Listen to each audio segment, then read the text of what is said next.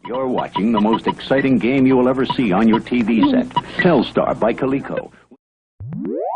Video games. Since the early internet, and even before then, people have been creating interactive time wasters with funny graphics. When I think of the word video game, the obvious notable ones spring into my mind. Minecraft, Pokemon, and even the dearly departed Club Penguin are just a few examples of what developers all over the interweb have created. However, there is one game that seems to have risen above the rest. A game that, in its popularity, has gained an infamous reputation lately.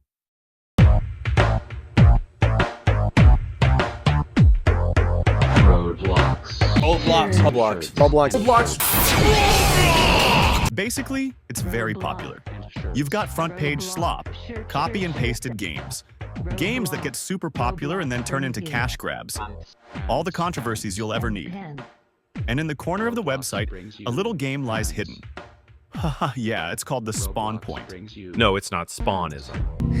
And by the way, guys, meet my friend 8Ball. He's also making a video about the Spawn Point too. The Spawn Point is beautiful and has amazing graphics.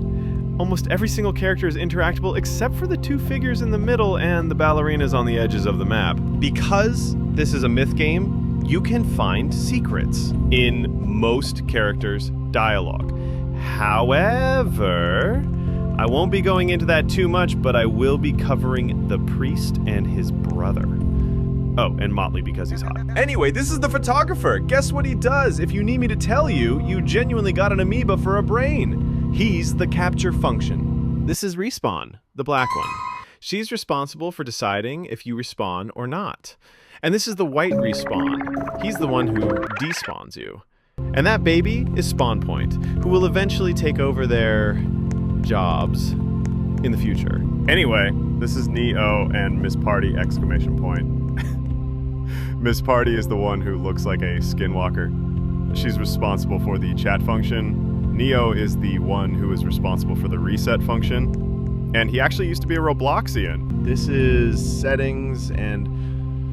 oh, the fucking reporter. He's the one who's gotten me banned. This kitty is F. He's so cutie. And the helper, oh, I love them both. Anyway, climbing up the giant ladder of doom will lead you to the resting place. This is Priest. His whole thing is that he's realized, oh shit, this is his circus and those are his monkeys. He's underpaid and overwhelmed and stress knits to cope. And this is Motley. He's basically the guy everyone simps over. And he's gay with the photographer and it's beautiful. He's a businessman who capitalizes off of clothes. Also, there's a giant bug outside. And here's her house.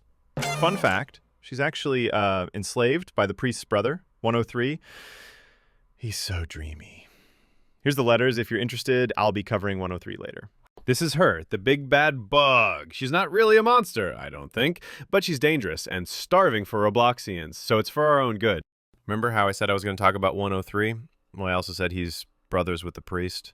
Now, 103 ain't exactly a good guy. He went insane, convinced the other members of Menu, where all the characters reside, were abusing their power, especially Respawn and Despawn. 103 asked the priest to join him in ruling the world, but this caused a big fight between the two, and 103 ended up losing his eye. He now resides in this dark place, feeding the bug in hope she will grow powerful enough to be his own tool for destruction. 8Ball! Anyway, that's a brief overview. I can make this video way too long, but there's a lot of small details I missed, like how the ballerinas are responsible for making the world of Roblox spin, aka the day and night cycle. Spawn Point is a really fascinating game, and the developers are on almost all the time and extremely friendly. I suggest you play it yourself. The link to the game will be in the description of this video. Bye!